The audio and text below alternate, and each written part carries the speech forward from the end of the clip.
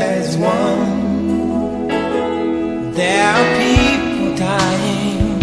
Oh, when it's time to lend a hand to life, the greatest gift of all. We could go on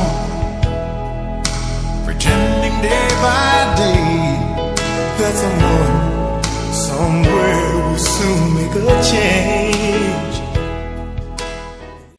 Mtazamaji, karibu kwenye show. Leo tunazungumzia mambo mengi zaidi. Kumbuka it's a poetry edition, and today we are actually talking about great things. When you hear about Nameta TV show, it's about creating change and informing the communities about things that we need to work on and actually embrace development in our communities. So it's all about creating social change and also informing development by actually involving artists who are actually committed in our communities to go about all these stories. So today tunafanya vitu mingi zaidi. Kumbuka lazima watu washine leo. So pitia pale kwenye social media handles zetu, angalia pale Facebook, angalia pale Instagram, angalia channel yetu pale, basi uendelee kupata uondo kabisa. Kuna pia namba iko pale chini ya screen yako pale, utaona pale vile ambavyo unaweza kutufikia kupitia kwa njia ya WhatsApp. Kuna vile vile kupigia simu, tuma SMS, na tuko hapa kwa ajili yako kwa sababu lazima tujenge Afrika, kwa sababu Star Africa TV ndio mahali ambapo tunafanya all the stuff that you need to actually have on your screens. And it's all about joining Nameta TV show because it's your show number 1 and you're going to stay here, so stay tuned.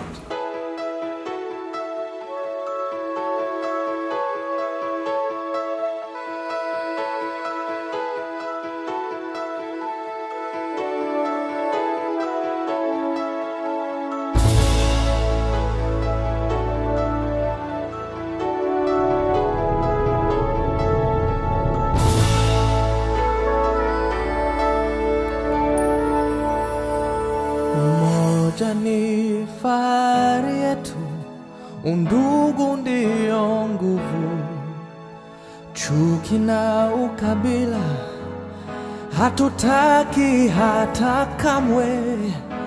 Lazima tuungane, tuijenge nchi yetu, pasiwe hata moja anayetenganisha. Naishi na tumaini, najitolea daima Kenya. Hakika ya bendera ni uthabiti wangu, nyeusi ya wananchi na nyekundu ni ya damu, kijani ni ya ardhi, nyeupe ya amani. Daima mimi Mkenya, mwananchi mzalendo.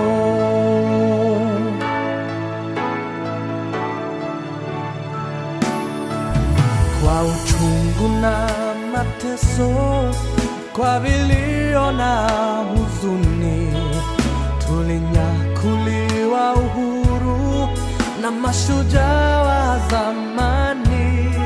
Hawakushtushwa na risasi au kufungwa gerezani. Nia yao ukombozi, kuvunja pingu za ukoloni. Naishi na tumaini, najitolea daima Kenya. Hakika ya bendera ni uthabiti wangu, nyeusi ya wananchi na nyekundu ni ya damu, kijani ni ya ardhi, nyeupe ya amani. Daima mimi Mkenya, mwananchi mzalendo.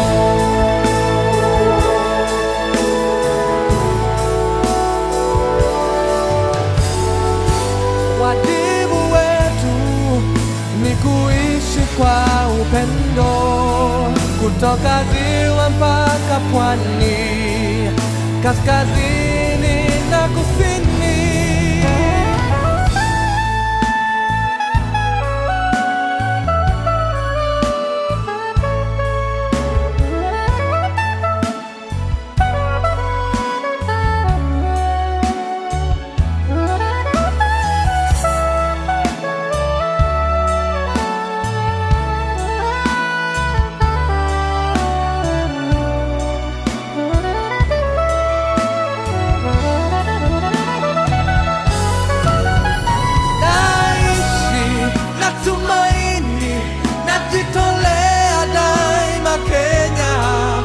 Hakika ya bendera ni uthabiti wangu, nyeusi ya wananchi na nyekundu ni ya damu, kijani ni ya ardhi, nyeupe ya amani.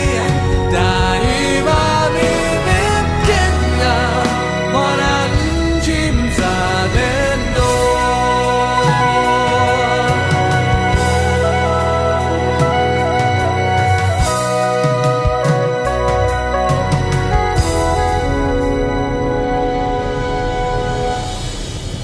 Kijani ni ya ardhi, nyeupe ya amani. Daima mimi Mkenya, mwananchi mzalendo.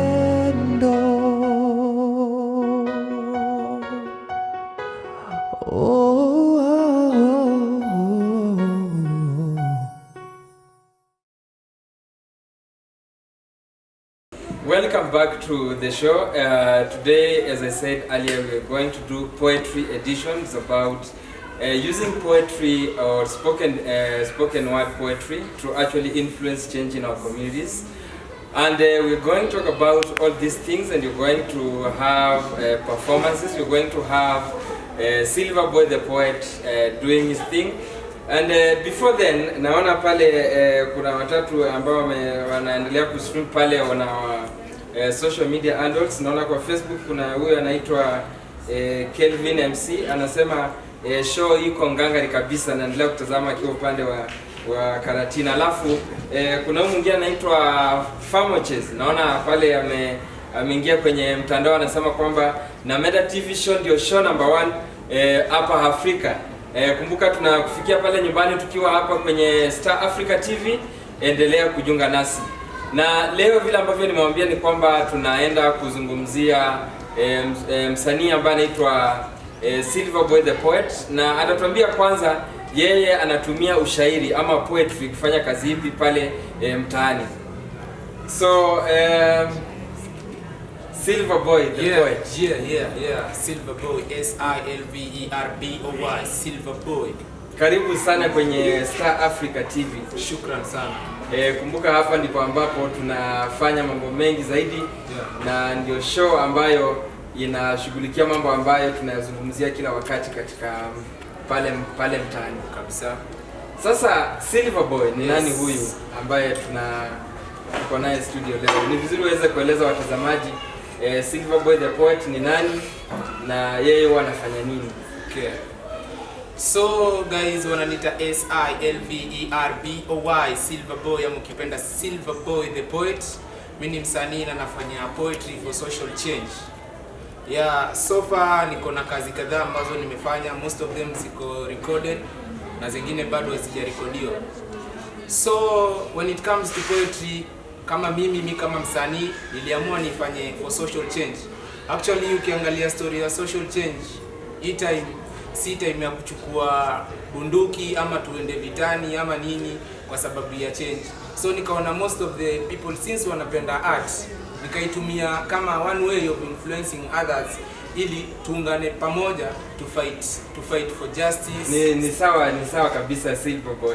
Kabla tujaenda mbali zaidi, ni vizuri tuweze kuelewa mbona ukachagua tu Silver Boy. Kwa nini hukujiita Gold Boy? Sijui kwa nini vijana siku hizi wanachukua tu majina wanaweka tu pale, alafu ili jina lako liko na maana pale ama ulichukua tu pale? So Silver Boy, kwanza tukianzia hapo kwa Silver Boy, before then, kabla nianze nilikuwa nataka kujiita Golden Boy, but nikarealize pia kuna msanii anatoka Tanzania anaitwa Golden Boy. So after hapo ikabidi, so since anaitwa Golden Boy nikaona ina haja pia ijirudie, maana labda mbeleni tunaweza tokea, unaona. So nikaona ina haja, nikaamua kujiita Silver Boy. Lakini chanzo cha mimi kujiita Silver Boy, sasa najiita Silver Boy kwa sababu gani? Ni ile yani niko materialistic sana, napenda vitu silver. Tukiangalia hapo kwa mkono unaona nika silver. Ndio naona pale na mambo naona ni bomba kabisa. Kabisa. Na kuna unanikumbusha zile siku za high school. Yeah. Ulikuwa unapata kuna zile metals, sijui periodic table, alafu kuna silver, sijui kuna manganese, kuna gold, sijui kuna copper, sijui ni. Sasa mbona kwa hizo zote tukachukua silver? Kwa hizo zote singechukua, maana interest yangu kubwa sana ilikuwa kwa vitu kama silver hivi, maana silver zina shine sana, na mimi pia ni msanii ambaye najiamini na nina kipaji na najua siku moja pia na mimi nitashine kama inavyo shine yenyewe silver. Unajua kuna watu pale mtaani ambao hawajajua kwamba poetry ama ushairi unajenga jamii kwa njia mingi zaidi. Wewe kama Silver Boy uliweza kutambua ama how did you discover hii art of poetry? Ulianza lini? Ni vizuri watazamaji pia waweze kuelewa mambo kama haya. So kwanza poetry mimi nilianza rasmi nikiwa mwaka 2018, nilikuwa nishamaliza kidato cha 4. So katika zile harakati mwaka 2017 nimemaliza shule, mwaka 2018 niko mtaani, hakuna kitu cha kufanya, bado hatuja zile mishemishe yani za kutafuta mahali ambapo utajiunga ama utatafuta kazi. So siku moja nikakaa, nakumbuka lilikuwa ni shambulizi la kigaidi shule ya University of Garissa. So nilipokuwa nimetulia hivi nikakaa nikaanza kufikiria tu mistari kadhaa, nikasema acha nipe mada niseme ikuwe terrorism, unaona. Nikafikiria nikaandika kiasi kama mishororo 2-3 hivi, nikaona naweza. Kwa hivyo pale uliangalia ukaona maybe kuna umuhimu wa kuweza kuhamasisha jamii wasijihusishe na mambo kama haya, mambo ya uhalifu na mambo kama haya kabisa. Nikaona mwanzo ukiangalia pia historia, unaona pia watu wengi ambao walikuwa wanajihusisha sana na ugaidi ni vijana ambao wa chini kuanzia miaka 18, 20, 22. So nikaona ni vema nianze kutunga mistari kama hiyo ambayo naelimisha wengine pa labda wangefuata hiyo njia, unaona. Kwa hivyo sasa huo mwaka wa 2018 ndio uliweza kudiscover poetry na ukaanza kuandika, ama ulikuwa unashiriki katika yale mambo tu ya kufanya poetry ama ushairi ambao tayari umeandikwa na watu wengine, ama mwenyewe ulikuwa unafanya kazi yenyewe? Mwenyewe nilikuwa najiandikia na natafuta instrumental zangu mwenyewe, nikishamaliza napiga mazoezi kiasi kuona kama niko fit. Na hapo nikakuwa na ule uzoefu, yani nikapata kila nikitembea mtaani nikipata zile punchlines. Kila nikitembea mtaani nikipata punchlines, nachukua nakuja naweka napiga zoezi, na hivyo nikaendelea. So the moment nilizidi kuziandika ndo ule uzoefu ukaongezeka zaidi. Kwa hivyo we kazi zako pale ulikuwa unazifanya pale kwa DH wakati wa entertainment, huwa nasikia pale high school kuna zile session ama zile activities wanaweka pale ama events za kuweza kukuza talent ama talent show. So wewe kama Silver Boy Poet ulianza kufanya kazi hizo ukiwa pale, ama ulikuwa unashiriki kwa mambo ya tamasha za muziki ama za uigizaji, ama ulikuwa unafanya kazi hivi sasa? So shule nilikuwa na interest sana na muziki, na kwanza jambo la kwanza baada ya kufikiri nilikuwa na interest sana na muziki, nikafikiria maybe naweza rap, lakini nikakaa pia nikaona labda naweza rap. Unajua sasa inategemea, kama mimi unajua natoka sehemu za pwani, so nikafikiria Nairobi pia kuna vile Kiswahili akijatia fora vile kulingana na hiki lugha mpya. Na ni kweli umetoka pwani, kwa sababu sasa ukisema kutia fora sasa unanirejesha kwenye zile kamusi za Mombasa sasa. Sasa hebu tuelezee, ni vizuri watazamaji waweze kuelewa. Sasa ushairi na poetry unachangia vipi katika mambo ya talanta? Kwa sababu kuna watu pale watazamaji wanataka kujua. Kwa sababu wamezoea sana mambo ya muziki ama mambo na acting. Kuna mambo pia na kule kuchora ama kufanya magrafiti. Kuna watu pale watazamaji ambao hawajui. Sasa hii sanaa ya ushairi ama poetry ambao unachipuka sasa, unachangia vipi katika kule kukuza talanta na vile vile kuweza kuhamasisha jamii kufanya jambo fulani? So kwa upande wa kukuza talanta, unapata ushairi si kitu kigumu, ama poetry si kitu kigumu. Ni kitu ambacho kwamba inatakikana wewe mwenyewe akili yako ikuwe smart, very smart, na mwenyewe pia ujue kujicompose.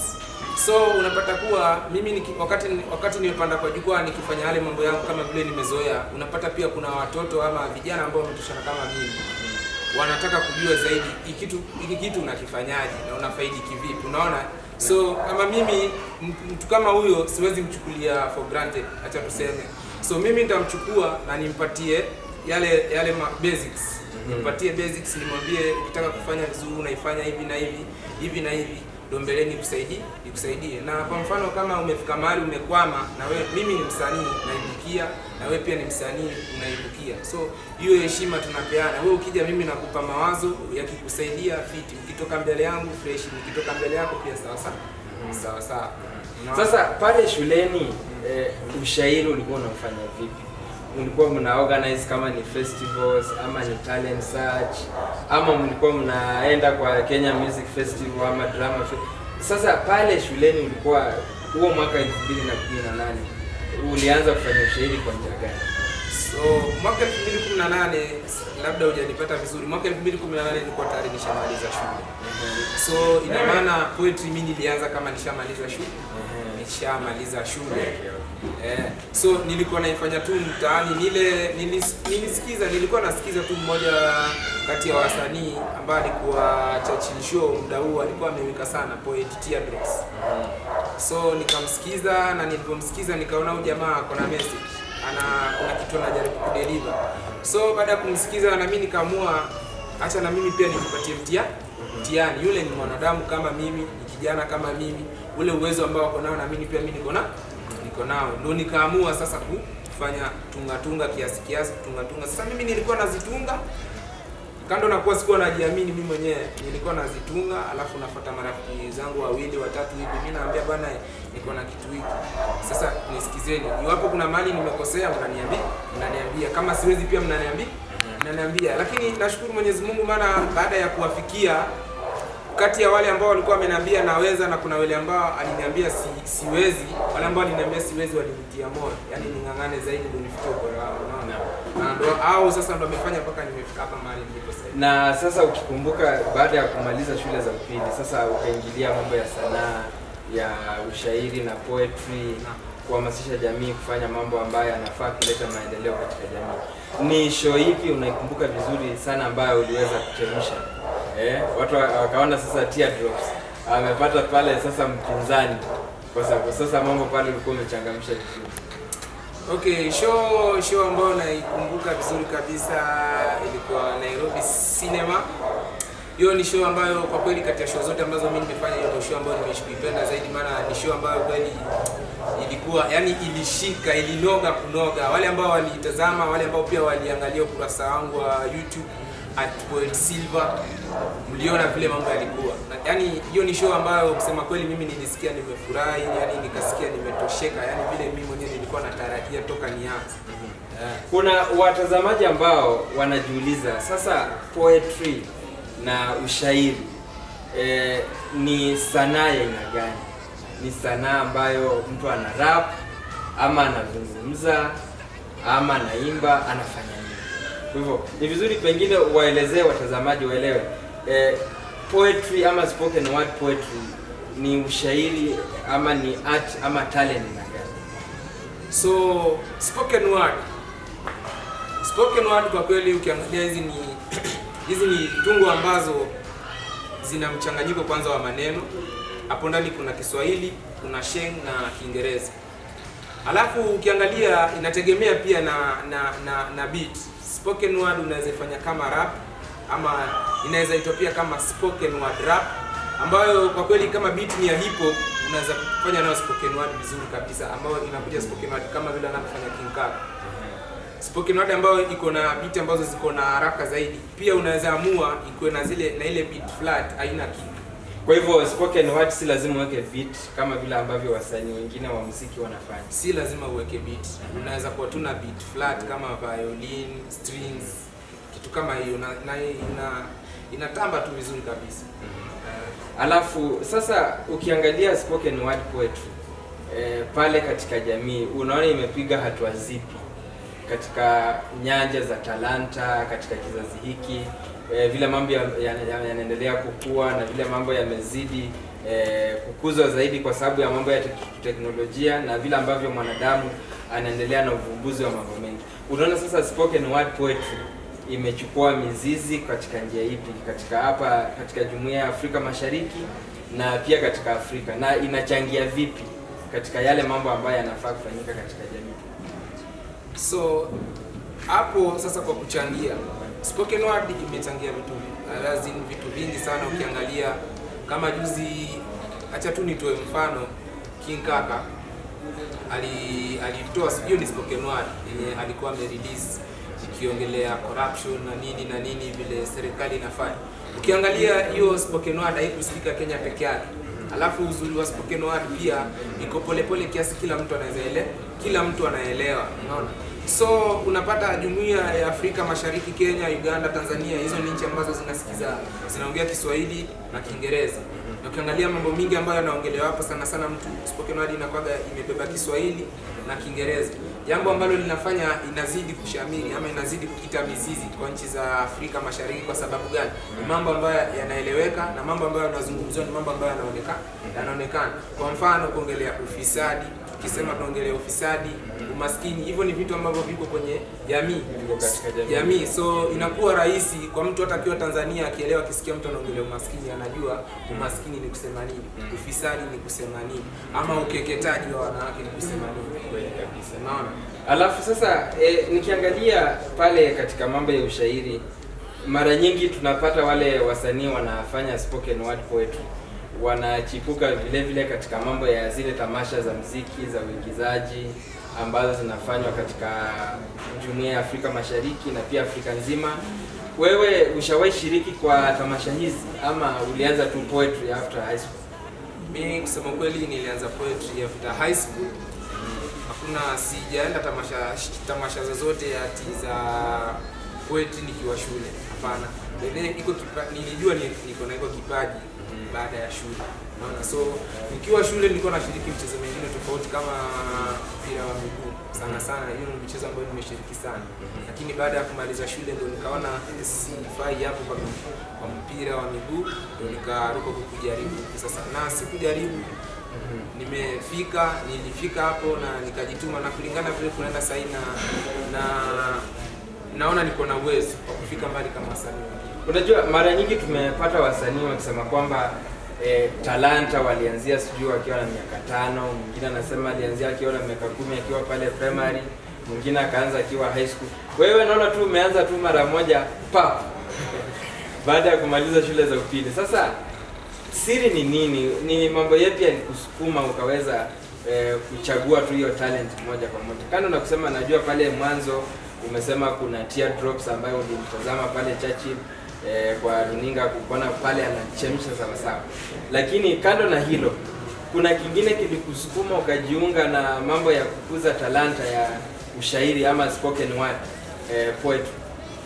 Kando na kusikia ama kumsikiza Teardrops, mimi mwenyewe nilikaa chini nikafikiria, si Teardrops peke yake ambao nimeweza kumsikiza, nimesikiza wasanii kadhaa na nikaona pia, nikakaa chini nikafikiria mwenyewe, nikaona hii, unajua huwa unakaa unaangalia ni kitu gani ambacho mimi naweza fanya bora.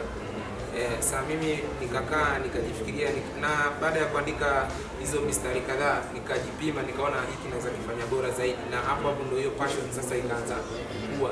Sasa vile kuanza performia marafiki zangu kama 10 hivi wakiwa pamoja, ile kunipea motisha, unaweza ikanifanya nikakuwa na passion zaidi. Nikasema sasa hiki ndio kipaji changu, hata kama nimekigundua kuchelewa ama nilikuwa nikigundue kabla nikiwa shule, lakini hiki ndio cha na hiyo hapa ndo nashikilia. Wow. Sasa nafikiri umeweza mtazamaji kusikia uhondo wa vile mambo yalivyo, na Silverboy hapa anatuambia kwamba anatumia talanta kuweza kuhimiza watu kufanya mambo yanayofaa kufanyika pale katika jamii. Si rahisi upate wasanii siku hizi wanajitolea kufanya mambo ambayo tunaona Silverboy akiyafanya pale, ya kufanya rap ama spoken word poetry ama kuchora ama kuimba, kuhimiza watu wafanye mambo mazuri pale katika jamii ili kuweza kuwa na yale maendeleo pale katika ile jamii ambayo tunazungumzia. Kumbuka Namera TV show ndio show number 1. Endelea kuzungumza nasi, kunaangalia pale chini ya screen yako, utaona pale kuna nambari iko pale. Wasiliana nasi kupitia kwa njia ya arafa, na vile vile unaweza kutupigia tuweze kuwasiliana nawe moja kwa moja. Tuko pia Facebook, tuko pia Twitter, tuko pia kwenye YouTube. Endelea kuzungumza nasi, tutakuwa pale baada ya kupata commercial break.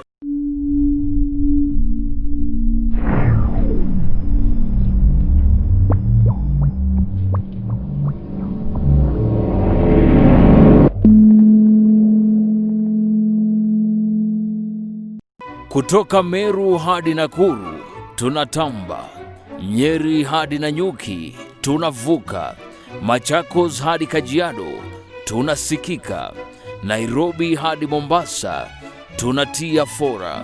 Star Africa TV, entertainment at its best.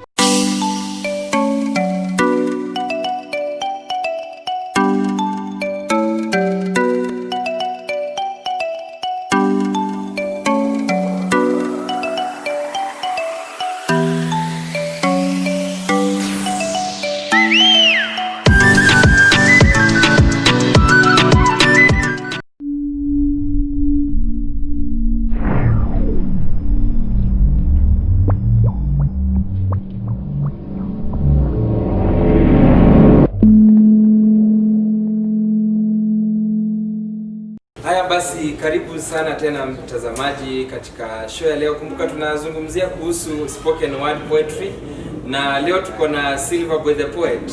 Anaendelea kutuambia mambo yetu ambayo anayafanya pale mtaani akitumia sanaa ya ushairi. Tutajua ni mada zipi ambazo anazitumia pale, anaziandika poetry zake, anazifanya vipi na mambo kama hayo. So karibu tena Silverboy the Poet. Asante sana. Sasa wewe huwa unachagua mada zipi kufanya ushairi? Unaandika ukitumia mada gani ama topics gani, ama unachukua topics yoyote zozote zile pale? So kama sasa hii mimi sana nimefokusia ufisadi na umaskini. Hizo ni kati ya zile tungo ambazo niko nazo kwa sasa, ambazo kati ya hizo zinaongelea sana umaskini na ufisadi, kwa sababu ufisadi ndio umekita kambi, ufisadi na umaskini. Hivyo ni vitu ambavyo kwamba tunafaa kuelimisha jamii kuhusu sana, maana ukiangalia hata saa hii Kenya yetu saa hii ufisadi ndio namba 1 na umaskini zimeshikana hivi. So lazima tuambie jamii kuhusu jinsi tutakavyoepuka ufisadi, ama tuwaelezee wafisadi ni kina nani, maana hatuwezi simama, hakuna njia nyingine mwafaka zaidi ambao, maana huwezi simama mbele ya rais umwambie wewe ni mfisadi, lakini tunatumia sanaa kama hizi na maneno ambayo ni fiche, ambayo jamii inaelewa zaidi kuliko hao watu wajua. Kwa hivyo mnatumia sasa sanaa kama weapon ya kulenga yale mambo yenye hayafai sana kama hiyo corruption pia nakusema, na vile nachangia katika ule umaskini kabisa. Na sasa umaskini nao, ama mnaelimisha watu vile watapata pesa, ama mnafanya vipi? So umaskini, katika tungo za umaskini si tunaambia watu watapataje pesa. Unajua wapo vijana wasichana, unaona, ambao labda wanaweza fikia sehemu wameteseka mpaka wanaona imeisha, hakuna mahali anazaenda. Lakini wakiona mtu kama mimi ambaye pia nimetoka kwa humble background, unaona, nimetokea hapo, unajua umaskini ni kusema nini. Nikija na tungo zangu ambazo zinaelezea maisha ambayo pale nimeanza mpaka pale ambapo nipo, na wakiangalia kweli mali nimeanzia na mali niko kuna tofauti, hata yeye hata kufa moyo ataona kama Silverboy alianzia pale, alikuwa hapo kwa hilo shimo, na sasa yako mahali hapo, hata mimi naweza fanyaje, hata mimi naweza tokea ama naweza make. So tungo kama hizo ni za kuwafanya, unampa mtu moyo asione umaskini ndio kila kitu, ama hawezi kuwa successful, ajikaze kabisa, ajikaze, kwa sababu sibi wanasema utakacha mvunguni sharti ainame kabisa. So lazima uwapatie motisha, maana wengine ni vijana wadogo. Sasa ukiangalia vijana wadogo zaidi ndio wanakufa na depression. Kwa sababu ya vitu kama hivyo, yeye anafikiria hakuna siku ataimek it. Unaona? So vitu kama hivyo unamwambia bana, uko na chance. Hata mimi nilikuwaga hapo na nimepitia kama ni shule kurudishwa kwa sababu ya karo, mimi nimeshairudishwa. So usione kama ni mara yako ya kwanza ama usione wewe ndo wa kwanza. Kuna ambao walipitia hapo na sasa kuna mahali wako ambako ni mzuri zaidi walipotoka. Sasa kwa yale mashairi ama poems zenye umeandika, ni poem ipi aswa unaona imebeba huo ujumbe vizuri?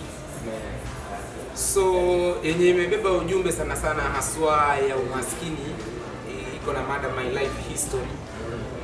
Hiyo inaongelea story yangu ambayo nimezikusanya, inaenda kipindi cha dakika 3 na sekunde 10. Hebu tuelezee sasa My Life History.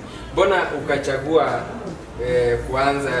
kuanza yani kuelezea jamii kuhusu yale mambo yenye tunafaa kujihusisha nayo kwa kutumia mfano wako mwenyewe? Hebu waeleze watazamaji waelewe. Sasa ukisema My Life History na vile unatumia sanaa ya ushairi ama spoken word poetry kueleza yale mambo yenye tunafaa kufanya katika jamii, mbona mwanzo ukajichukua wewe kama mfano, alafu pili ni mambo yepi yako pale ndani katika hiyo item yako? So kwanza kabisa wanasema msanii ni kioo cha jamii. So kama ni kioo cha jamii, lazima mimi kama msanii niwe kioo. So kama mimi ni kioo, ina maana kuwa jamii inaniangalia mimi kweli. So ndo jamii pia isitatizike na mimi, lazima nianze kwanza na mimi mwenyewe. Waone kwanza mahali ambako mimi nilitokea, ndo hata nikianza kuongelea pia habari zingine kando na mimi, watajua kweli hapo ndo alitokea. Na pia inasemekananga huwa wanasema experience is a good teacher. So mimi niko na experience ya hivyo vitu ambavyo nimekuwa nikipitia. So lazima nikuwe mwalimu bora. Maana nikikuelezea kitu ama nikiongelea kama umaskini, naongea kitu ambacho nimeshakiona, nimepitia na ninajua uchungu wake unatokea wapi na mtu anahisi vipi katika hiyo hali. So ikabidi nianze na mimi mwenyewe, ndo mimi nikuwe a living example. Unaona, waone kuwa yenyewe kweli umaskini unaweza fanywa hivi, mtu anaweza toka hapa na aende hapa ama aende atoke step 1 aende step 2 kabisa. Sasa kwa hiyo piece una hiyo My Life History inazungumzia, unaeleza kwa njia ya Kiingereza, Kiswahili, Sheng umechanganya pale? Zimechanganya lugha hizo zote tatu, kuna Sheng, kuna Kiswahili na kuna Kiingereza kiasi. Tutakuwa tunaangalia tuone vile ambavyo watazamaji waendelee kushikilia hapo kwa sababu Silver Boy ataenda kutuonyesha basi ni mambo yepi ambayo anazungumzia pale kwa spoken word poetry, My Life History. Na kabla tuendelee, ningependa nisome messages 2-3 ambayo naona wengine wanatufuata pale kwenye Instagram. Wanasema kuna huyu ambaye anaitwa Remis, anasema anatazama akiwa upande wa Kiambu.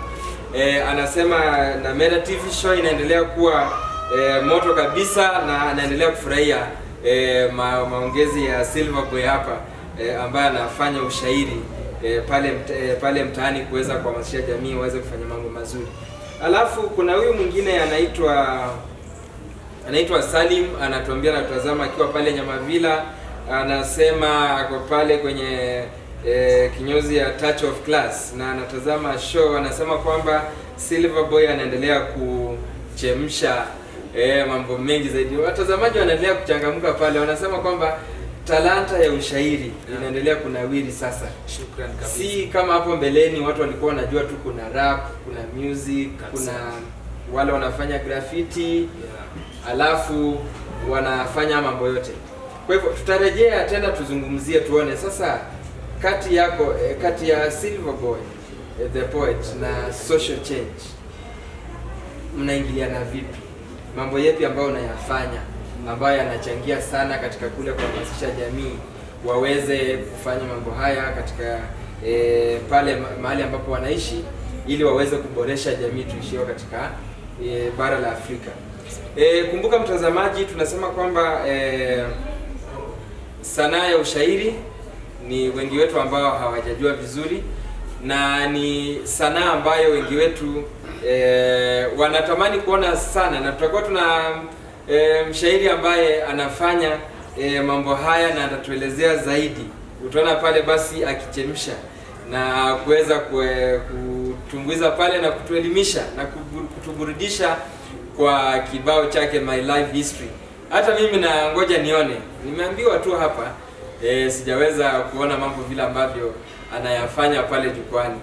Endelea kushikilia hapo hapo kwa sababu Star Africa TV, hapa ndipo ambapo tunajenga stars, na tunasema basi ukikosa Star Africa TV basi umekosa na Meta TV show, na ukikosa basi hautajua mambo ambayo yanaendelea hapa Afrika, kwa sababu Star Africa TV ni channel number 1 hapa Afrika, na tunaendelea kushika kote kote, anzia kule Egypt, uangalie South Africa, ukuje Kenya, kaunti zote, basi tunaendelea kuchemsha. Endelea kutazama kwa sababu hapa ndipo na tutazidi kuburudisha na kuelimisha.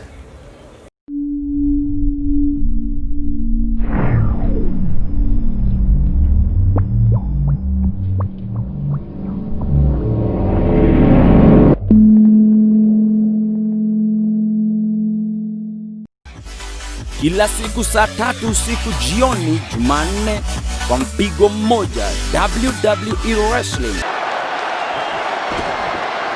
Here comes the Miz, now wasting double teaming Undertaker. Come on, Undertaker! The big old haymakers. Come on, Undertaker! By the Undertaker. Money in the Bank. No way! Watch this. Watch the impact on both of these superstars. Absolutely incredible. Royal Rumble. The man, Brock Lesnar, the beast, is coming.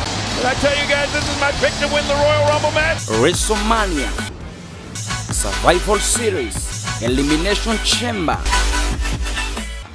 Usikose kutazama WWE Wrestling kila Jumanne saa 3 usiku ndani ya Star Africa TV.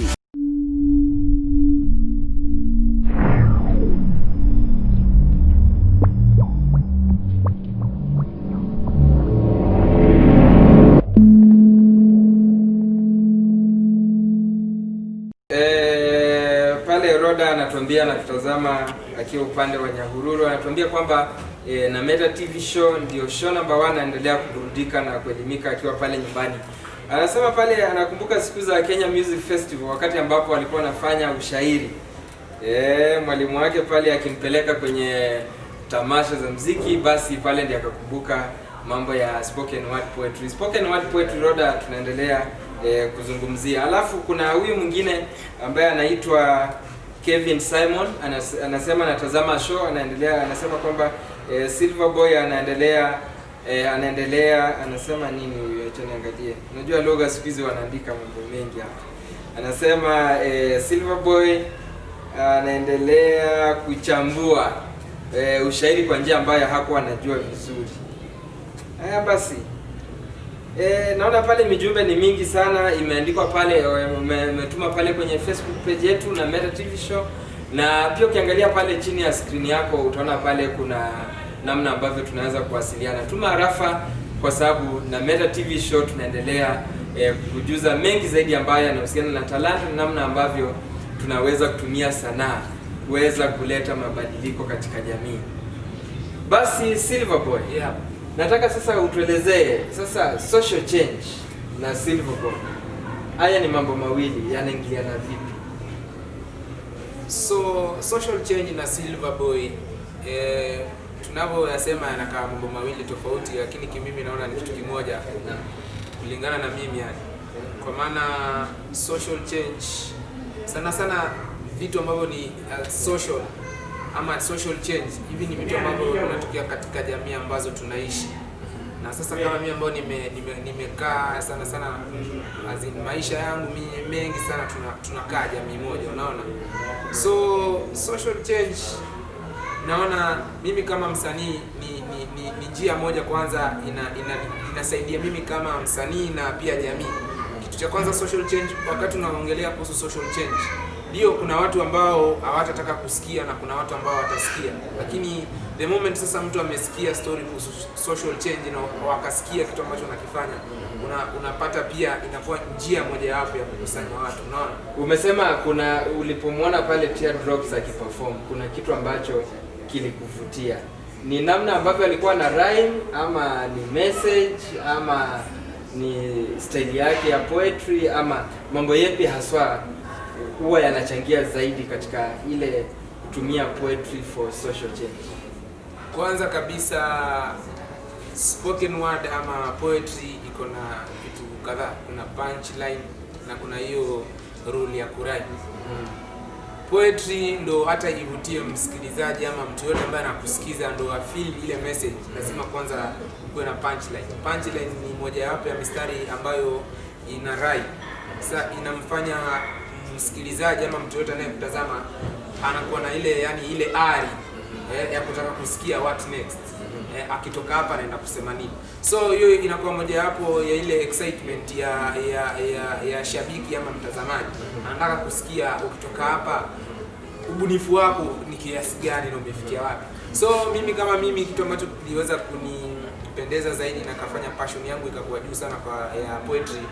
Teardrops akona ubunifu kitu cha kwanza na pia anafuata zile sheria za poetry inavyotakikana. Maneno ya anapanga mistari yake ambayo ni mistari ambayo ukisikiza unaielewa kwa haraka, na pia ubunifu wake pia unafanya watu anachukua attention ya watu wengi ambao wanamsikiza. Na nikawa pia mimi ni mmoja wa wale watu wengi ambao wanamsikiza. Sasa wewe kama Silver Boy, unajua Star Africa TV tunaangalia stars. Na wewe naona tayari ushakuwa star kwa sababu unakuza ushairi kujenga Afrika, na hayo ndio malengo ambayo pia tuko nayo. Sasa wewe kama Silver Boy the Poet unajiona wapi baada ya miaka kama 10 hivi? So mimi kusema ukweli, na pia kwa uwezo wake Mwenyezi Mungu, maana kila kitu lazima tuweke Mungu mbele, unaona. So mimi kama Silver Boy miaka 10 ijayo, mimi naamini Mungu yuko na mimi, na pia kipaji Edo alinipa na mimi nakifanyia kazi kama alivyotaka yeye mwenyewe, unaona. So miaka 10 kuanzia hapa mimi naona pia nikiwa nimesaidia, nikiwa na uwezo mkubwa sana kama star, na nikiwa nimesaidia wenzangu wengi sana ambao naona pia wanapitia hali ambayo mimi nimepitia nikiwa shule, nikiwa mchanga mpaka nimefikia hapa, wanapitia hali hiyo. So mimi nia yangu si ning'are peke yangu, nataka pia ning'are na wenzangu kama anavyofanya labda niweze kurelate anavyofanya star Tanzania Diamond Platnumz, anavyofanya Harmonize. Baada wao kuchipuka hawajajiwekea utajiri wao wenyewe, unaona. Wanarudi chini, wanachukua wenzao wadogo ambao wanaibukia, wanashika mikono ili waweze kutoa katika zile minyororo za umaskini. Jambo ambalo mimi kwa kweli linanitia moyo na nafanya bidii zaidi, maana najua kuna wenzangu wengi sana watoto wana vipaji huku nje, ile sasa platform ndo hazijitokeza, na hakuna watu ambao wametokea kama mimi vile mimi nilivyosaidiwa hivi, unaona. Hakuna watu ambao wamejitokeza wakataka kusaidia watu. Kuna mmoja hapa anatumia rafa ananiambia kwamba hajaona Silver Boy the Poet kwa macho vizuri. Anasema umefunika macho. Hajakuona hapa. Anasema kwamba sijui sasa achukue miwani pengine. Sijui baadaye labda pengine. Alafu sasa wewe umeshatoa album ama ndio sasa bado ingali inapita? Bado kusema kweli bado sijafikisha album, na ni ndoto ambazo niko nazo. Kila msanii ako na ndoto zake, na moja kati ya hizo ndoto ni pia ukuwe na album kadhaa, si moja peke yake, unaona. Lakini sasa with time lazima pia tung'ang'ane, kila kitu kinapita. Kuna item nyingine ambayo pia umeandika apart from nyingine, umesema my life history. Yeah, ndipo na item nyingine ya ufisadi ambayo inaongelea sana ufisadi, na vile ufisadi umekuja pako ukaleta umaskini. Kwa hiyo ni poetry ni moja, lakini inaongelea vitu viwili. Inaongelea ufisadi na vile ufisadi ulisababisha umaskini, kisha ukaleta vitu ambavyo nitakuwa na vitaja hapo. Kama utakuwa mnanisikiliza vizuri kabisa, mtaona mambo ambayo nitakuwa nasema. Basi mtazamaji, umeweza kusikia kwamba ushairi na ama poetry ni talanta ambayo inakuza mambo mengi pale mtaani. Na basi Silver Boy atakuwa anatuangushia basi vibao vyake viwili. Kimoja kinazungumzia kuhusu ufisadi, namna ambavyo tunaweza kujiepusha mambo kama haya. Alafu kuna cha pili ambacho anazungumzia my life history. Atakuwa anatuelezea basi pale vile ambavyo mambo haya anayafanya.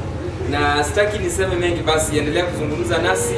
Check down on your screen, you'll see You can reach us through WhatsApp. We are also on Facebook. You can also chat with us on Twitter, on Instagram. And you can as well subscribe to our YouTube channel. We are actually there for you. Let's keep watching.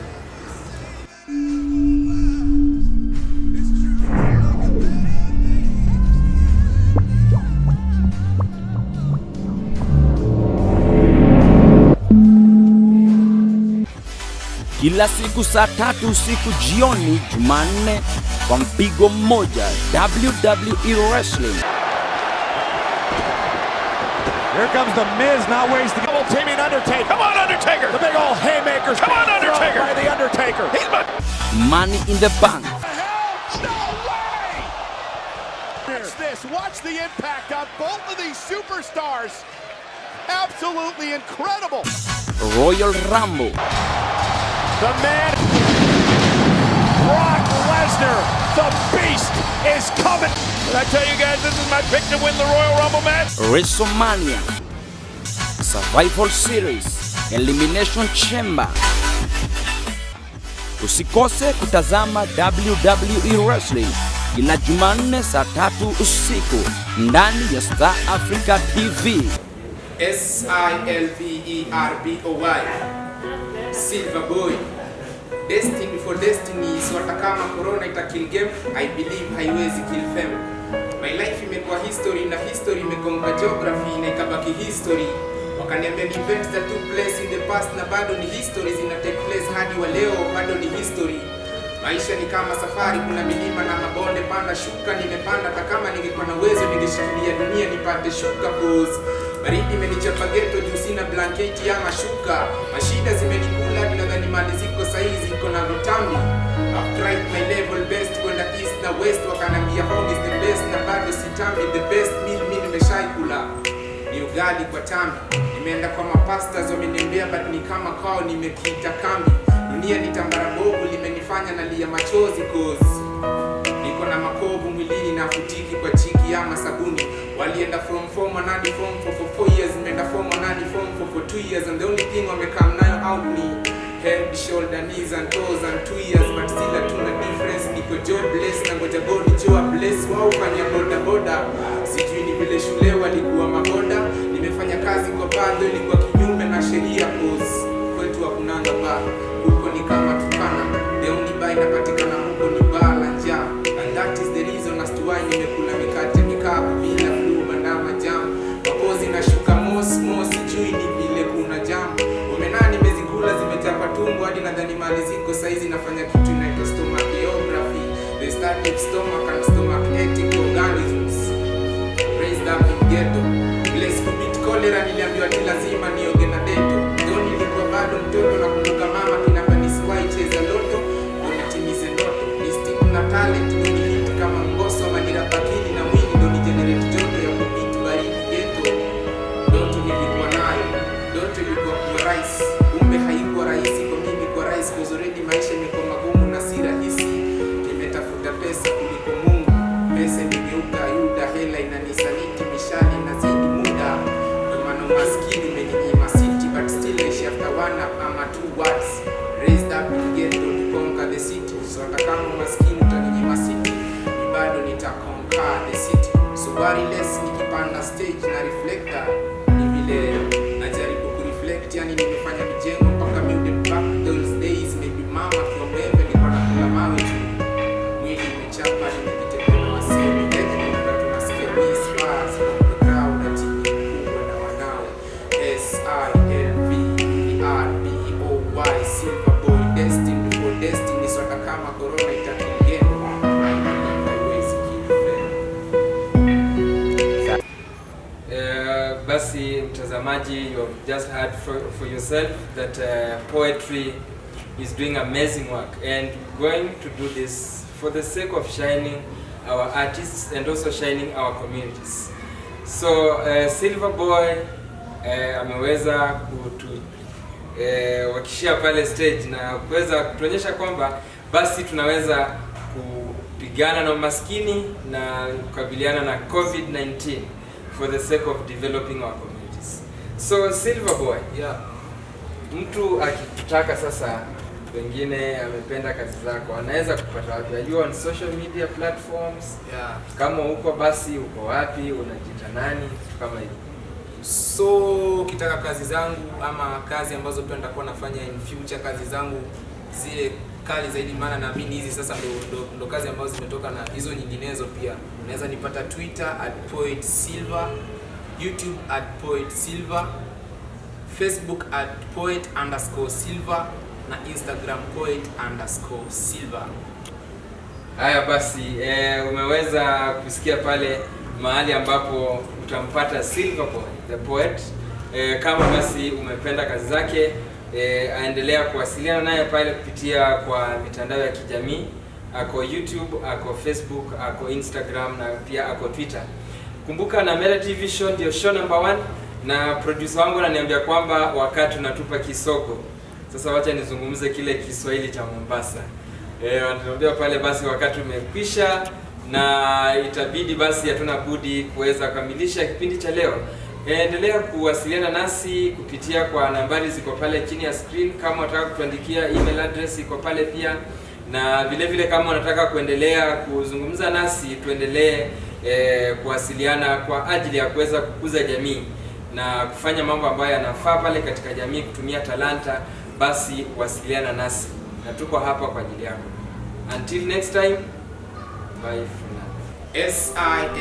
SILVERBOY, Silva Boy, destined for destiny. So hata kama corona itakill game, I believe haiwezi kill corruption. You see, corruption imekuwa economic activity in Kenya. Ndio maana ukiroma around public premises unapata ma signboards zimeandikwa corruption free zone, but corruption free zone are silent, ni corruption free zone. Ndio maana kukitokea mkasa wanakuambia investigations are on, na story wanajaribu kuinvestigate ni vertebrate inanga backbone. You see, the corruption imefanya that lady out there, she grew up right, akijua future yake ni bright na dream yake ilikuwa ni kukatch flight kwenda majuu. But umaskini imemdrag behind, ako jobless, na job yenyewe ufanya washai categorize kama social evil, jio ufanya prostitution ndio pate life solution, because kuna watu wengi wanafaa kuvaa na kuget education. Amefanya abortion mara si moja, ni patrol abortion is a crime then. Amefanya genocide, akona husband but husband is no longer father figure but a dead. Kazi yake ni kukulewa tu, serikali ilipandisha bei ya vyakula, ikashukisha bei ya pombe. Kwa nyumba leta kuleta transformation, yao leta tension, ameshindwa kulipia watoi hata do ya tuition, so ni macho madini na certain situation. Leo ndani kwa community amezaliwa umaskini, ni culture amesahau ni corruption, imeleta economical fracture, ndo maana millions of people wanaishi chini ya dola, cause ufisadi ulisambaa haraka hata kuliko Ebola. Kwa nyumba kuna wasichana wawili, Grace na Hope, so the moment that stand up kwa hizo dangerous streets and morning, anajua ni kwa sababu ya Grace. Na ikifika morning urasho mjo anajua kwa nyumba kuna Hope. She's never tired, so you work hard out to even so many walete change, because anajua change is inevitable. You can imagine this lady, she's suffering not because akwenda shule, but vile kuna msichana daidodo ampeleke wax, anasawata mshahara anapata kwa mwezi natokana na this lady's tax. So ndoto ya maskini kwa makijiji kwenda kwa mansion bado ya mstini, na ndoto ya tajiri kuna pension bado inanawiri. Usikii ni tushikane mikono tongamizo ufisadi, because wao wana ni maridadi, but wetu ni kali itikadi kama uswai unga mkono ufisadi.